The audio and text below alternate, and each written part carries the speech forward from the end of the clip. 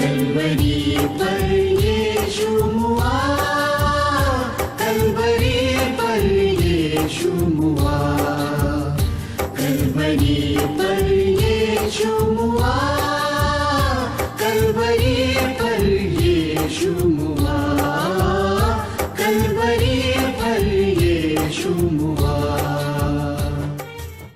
प्रभु यीशु मसीह के पावन नाम में आप सभी को अभिवादन।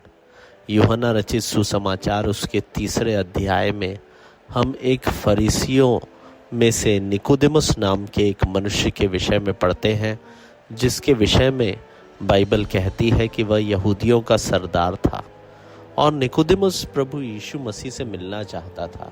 निकोदेमुस रात के समय में प्रभु यीशु मसीह के पास में आकर के उसे कहता है कि हे रब्बी, हम जानते हैं कि तू परमेश्वर की ओर से गुरु होकर आया है, क्योंकि कोई इन चिन्हों को जो तू दिखाता है, यदि परमेश्वर उसके साथ न हो तो नहीं दिखा सकता। प्रभु यीशु मसीह के चिन्ह के दिखाने के बारे में जब निकोदेमुस, जो कि एक फरीसी था, उसे पता चला, तो उसके द्वारा किए गए आश्चर्य कर्मों को, जो वह प्रतिदिन बहुत से लोगों के सम्मुख आराधनालयों में और संपूर्ण यहूदियों के सम्मुख उनके प्रदर्शन के लिए दिखाया करते थे, उन चिन्हों को और उन आश्चर्य कर्मों को देख करके निकोदेमुस को यह निश्चय हो गया कि प्रभु यीशु मसीह परमेश्वर की ओर से है।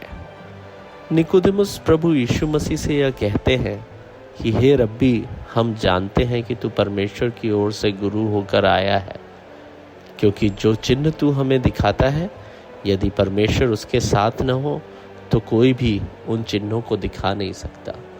निकोदेमुस यहाँ पर मैं प्रभु यीशु मसीह को पहचाने बगैर, उस प्रभु यीशु मसीह को जो उद्धार का करता है, और वह प्रभु यीशु मसीह जो यहूदियों का मसीहा है, उसको पहचाने बगैर भी उसकी गवाही इतनी अद्भुत रूप से देता है, कहता है कि वह परमेश्वर की ओर से है। निश्चय ही प्रभु यीशु मसीह परमेश्वर की ओर से आए थे। निश्चय ही वो आश्चर्य कर्म और चिन्हों को दिखाने के लिए आए थे, और परमेश्वर की ओर से वो इसीलिए आए थे कि हम जैसे पापियों का, जिसमें कि मैं और आप भी आते हैं, उनका उद्धार हो सके। वो परमेश्वर की ओर से भेजा गया था। वो परमेश्वर का भेजा हुआ परमेश्वर का पुत्र था, जिसने हर एक मनुष्य के पापों से छुटकारे के लिए अपना प्राण दिया। उस महान प्रेमी परमेश्वर पिता के पुत्र प्रभु यीशु मसीह को पहचानने में परमेश्वर हमारी सहायता करे।